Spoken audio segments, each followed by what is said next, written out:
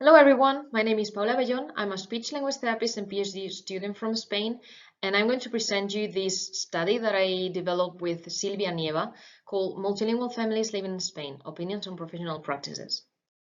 Here you see a quick overview on what we're going to talk about and the structure of what we're going to see. Now, this is an exploratory study that is part of my PhD research called Family Language Policies and Linguistic Prestige in Multilingual Families. However, the protocols and the interview used for this study were inspired by the work developed by Tordardottir in 2002 called Parents' Views on Language Impairment and Bilingualism, and also by the Cost Action IS 1406 developed by Law and colleagues in 2019. So we focus on the situation of multilingualism today. We see that more than half of the population is multilingual, not even bilingual, which leads to a growth of linguistic and culturally diverse families, and therefore there are more children raised in more than one language. But this study takes place in Spain, so let's take a look at the linguistic situation here first. So what's the linguistic situation here in Spain? Here in Spain, there are different communities, and some of them are monolingual, some of them are bilingual. Now, in the monolingual communities, the language that is spoken would be Spanish, which would be the majority language here. And in the bilingual communities, there are both co-official and non-co-official languages. The communities with the co-official languages are these ones here, and the communities with the non-co-official languages are these ones here. But we're going to focus in this study in monolingual communities and these three communities with this co-official language, which would be Galicia, Basque Country, and Catalonia. However, in Spain, there are other languages that we can call immigrant languages, and we can divide them into majority languages and minority languages. But it's important also to consider languages that are chosen for school curriculums like English, French, German. So what we can conclude here is that Spain is a highly multicultural country. So with this situation, what we see is that there are multilingual families from different backgrounds, which would lead to bicultural children. And these families need to make decisions about the language and culture. So parents would be like a bridge between their own culture and the culture of the place that they are raising the children in. So regarding these decisions that they need to make about raising the children bilingually, we would call them family language policies. And they would include language decisions and management, language practices, and views and beliefs on their own languages. So these families might need professional support when raising bilingual children, both when they have a typical development or a language disorder. So what do speech language therapists need to give this support? They need to work with patients and their families. They need to give advice to families, and they need to know the profiles of multilingual families that they are going to work with, and not only that, but their own contexts, the context of the families, I mean. So what we know is that intervention in more than one language is not detrimental and can be beneficial for the families because it preserves culture and identity, and it also gives other benefits such as linguistic, emotional, and social benefits. So given this context, we came up with different questions. The first one would be about the type of recommendations that these families would receive regarding language management here in Spain. And this led to a second question about would these recommendations change depending on where the family live, if they live in a bilingual or monolingual community. So the aim of this study will be to explore these type of recommendations and deepening into if there are differences in these recommendations when families live in a bilingual or a monolingual community. So to do this, we did a mostly qualitative study with another quantitative part at the end to families of children who were aged between 5 and 10, who were able to speak or understand more than one language, and who had either typical development or a language disorder.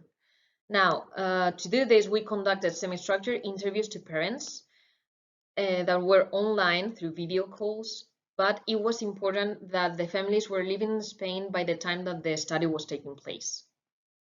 So with the type of information that we get from this interview is general information about the family regarding the place of residence and personal experiences when raising a multilingual child. We also get information about language policies and views, deepening into language use and development, language priorities and value, and also we also asked about other people's perspectives regarding the family's own language. We also asked about school experiences and academic environment, and also we asked about professional advice, and we wanted to know and deepen into the type of advice that they received and their opinions on that advice. But then we also asked about what would they do if they were given the chance to go back in time, if they would stay the same or if they would change something. So we interviewed 11 families, 7 of them with children with language disorder and 4 of them with children with typical development.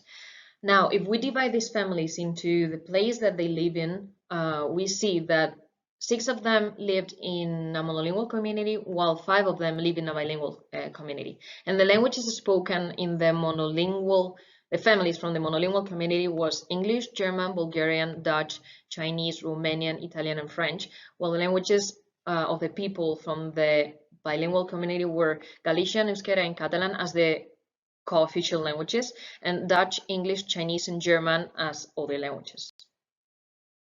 So regarding professional advice that they received, we see that there's a variety in the type of professionals that gave advice to these families. We see that some of them were speech language therapists, there were some psychologists, teachers, school headmasters, school counselors, psychiatrists, pediatricians, healthcare professionals, and language interpreters. Now, if we focus on the type of advice that they received, we see that they range from negative to positive, being the negative advice that families were encouraged to remove one or more languages. Neutral advice was just general advice, not focusing on removing or maintaining any language. And positive advice was that where the families were encouraged to maintain all the languages. So if we focus on the type of advice that families received, we see about the negative advice that professionals would recommend families to expose children to only one language.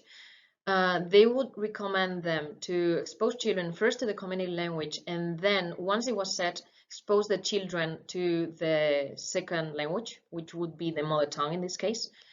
They were told to switch the home language to the community language, but add in English. The professional would tell families also to speak less languages for different reasons. They were told not to mix languages. They were told that multilingualism can confuse a child. And they were told that speaking the home language more than the community language could be a downside, but also that some professionals said that bilingualism would be like a synonym of language disorder. So in one case, the professionals told the parents that the child did not have a language disorder, but that they have bilingualism. Now, if we focus on the positive advice, we see that professionals would say that bilingualism is beneficial. They will encourage parents to speak multiple languages. They would say that children with disorders can be bilingual. They said that one parent, one language work best, but also that they were allowed to make mistakes. They don't need to do everything perfect, and they can make mistakes even when speaking different languages. So if we divide the families into monolingual communities and bilingual communities, we see that the families who lived in a monolingual community, all of them received at least once negative advice. 3 of them received also positive advice. But if we compare this to the families from the bilingual communities, we see that only 1 of them received negative advice, while 3 of them received either positive or neutral advice. And the last one, well, they did not specify if the advice that they received was positive or negative or neutral. Now, who gave this advice? In the case of the monolingual communities, the professionals that gave the negative advice were teachers, headmasters, psychologists, psychiatrists, speech language therapists, and doctors, while the ones who gave the positive advice were speech language therapists, teachers, school counselors. And on the other hand, in the families from bilingual communities, the ones who gave the advice, the negative advice was from a speech language therapist, and the positive or neutral advice was given by speech language therapists, teachers, and language interpreters. So if we focus on what these families need, we ask them what type of advice they would have liked to receive, but we also ask them what they think that professionals in schools should do to help multilingual families. So what they said was that they need opportunities to share their culture and language at school, even when their home language is not one of the languages that is spoken at school. They need opportunities of language exposure. They need professionals who base their practices on evidence. They need professionals who are better qualified on multilingualism. They need earlier diagnosis and information when they have doubts, when children have language disorders, and so on. They need guidance from professionals, and they need tools when they had doubts on what to do at home with their children, or when children have a language disorder. They said that they need these tools to know what to do. So to sum up, what we saw here is that some professionals still suggest removing at least one language, both when there is and there is not a language disorder. We see also that there's a diversity in advice received from speech language therapists, both in monolingual and bilingual communities, and the advice that was given was both positive and negative. We see also that from what families say, that there's a lack of knowledge on multilingual language development. And we see also that there's a difference on the advice received depending on the place of residence, on whether the families live in a bilingual or monolingual community. So what do these families need? They need support based on evidence, they need quality information, they need trained professionals, and they need family-friendly practices. So what we can conclude here is that it is crucial that professionals give recommendations considering the linguistic and cultural needs of the families they work with, so they can adjust their practices to these families' needs and what these families desire. So this study can contribute to understand how families experience these recommendations and the way that professionals work with them and the way that professionals address their languages and language management depending on the place of residence. So further research is needed from both a qualitative and quantitative perspective to show the dimensions of this difference between communities, but also to deepen even further on the type of recommendations that professionals give to families, and also the opinions of these families about these recommendations. It is important also to study whether this difference can also be found in other countries, and comparing different countries with different linguistic contexts. And it is important also to address linguistic prestige, because maybe one of the difference of these recommendations and the advice that these families receive can vary depending on the views and the value given to those languages.